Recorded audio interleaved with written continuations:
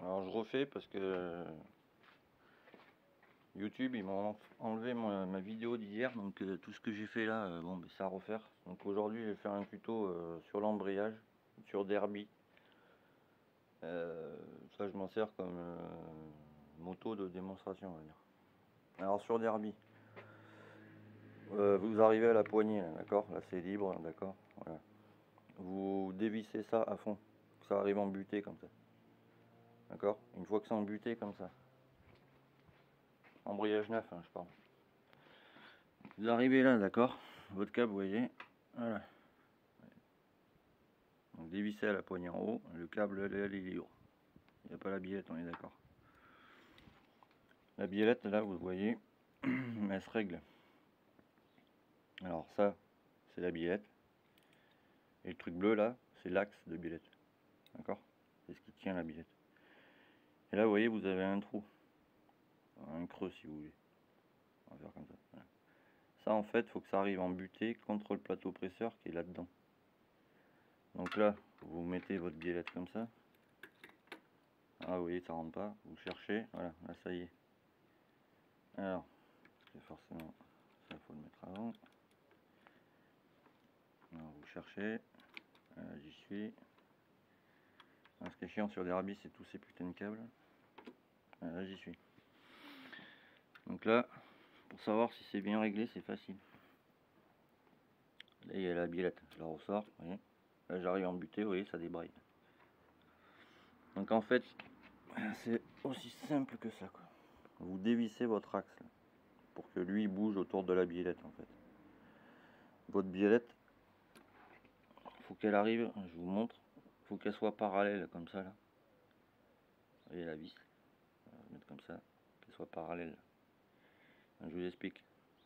Là je l'ai serré exprès, je l'ai réglé quoi. Je vous explique d'abord la biellette, après je vous explique le reste. En fait quand la biellette elle est embutée comme ça là, vous voyez, je peux pas aller plus loin.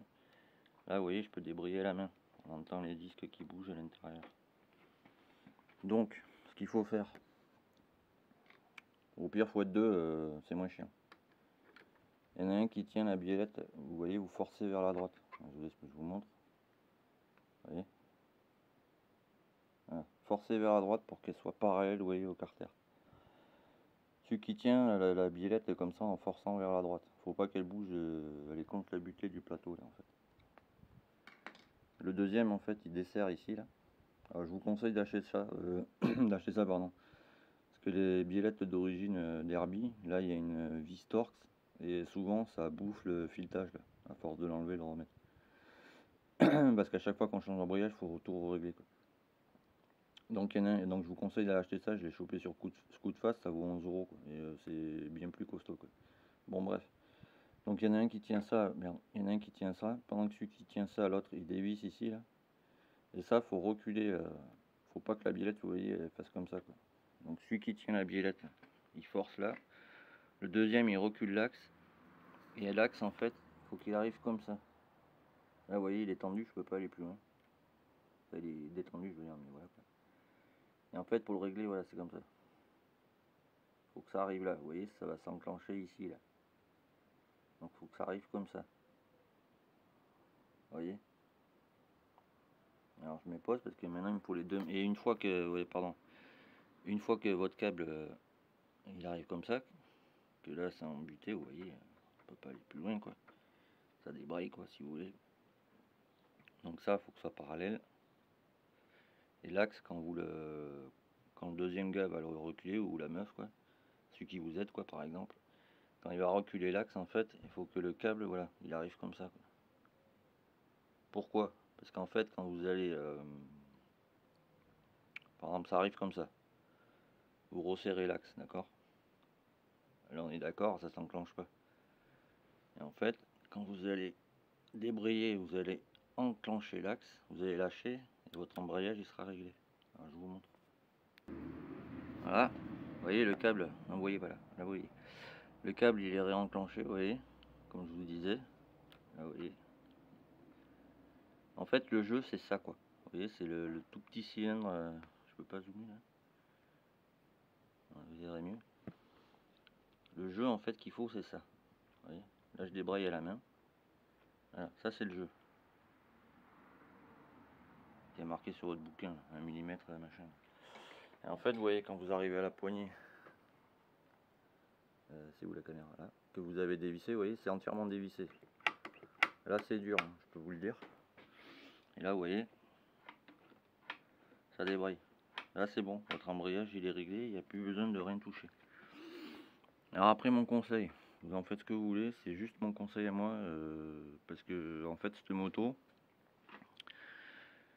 en 2020, ça fait 3 ans qu'on s'en sert quoi. Et on a fait plein de tests de pièces, machin, tout ça. Donc moi je redonne mon ressenti et mon expérience par rapport à ça et d'autres trucs. Alors ça c'est la bielle de chez Scootfast, c'est du Turn Air, vous voyez. Turn Air, je rappelle, c'est la sous-marque de KN. KN à la base ils font des filtres à air pour bagnoles, moto, machin, tout ça. Maintenant ils font d'autres pièces. Bon bref, c'était la petite parenthèse. Et là votre câble, vous voyez, il est tendu quoi. En fait on règle la poignée que quand l'embrayage ici il est complètement rincé, et on le tend à la poignée, pas avant. On règle ici. Et qu'est-ce que je voulais dire? Ouais, et l'embrayage en fait c'est un embrayage Watts, mais on s'en fout la marque. Je l'ai acheté chez Scootfast. Et c'est un embrayage Kevlar. Donc même pour et donc oui, les embrayages Kevlar, c'est bon de 50 jusqu'à 80 cm3. Non préparé, ouais, encore préparé ça passe. Quand c'est pas full machin quoi. Mais en Kevlar ça passe nickel. Bon, au-dessus faut racheter la noix, la cloche et tout ça parce qu'il y a un engrenage spécial. Bon voilà. Mais la plupart des gars qui commencent à monter leur moto, souvent c'est des kits 50, des trucs à la con comme ça. Donc en Kevlar ça suffit largement. Les faire tremper 24 heures, après vous les montez, voilà. Donc pour la bielle, voilà. Donc je réexplique vite fait. Donc là vous le laissez visser à fond, vous voyez, il n'y a plus besoin de tirer là-dessus. Là c'est bon, il ne touche plus. Une fois que c'est dévissé comme ça en fait, elle va se casser la gueule, je le sens. Une fois que c'est dévissé comme ça, là vous le dévissez, hein, vous pouvez déjà remettre votre cache, parce que vous n'allez plus y toucher à ça. Sur Derby je parle, enfin Derby, tout ce qui est Supermoto en fait. Que ce soit générique, et encore non, générique je crois que c'est différent. Donc voilà, une fois que vous l'avez desserré, hop, c'est bon, vous remettez protection, vous y touchez plus.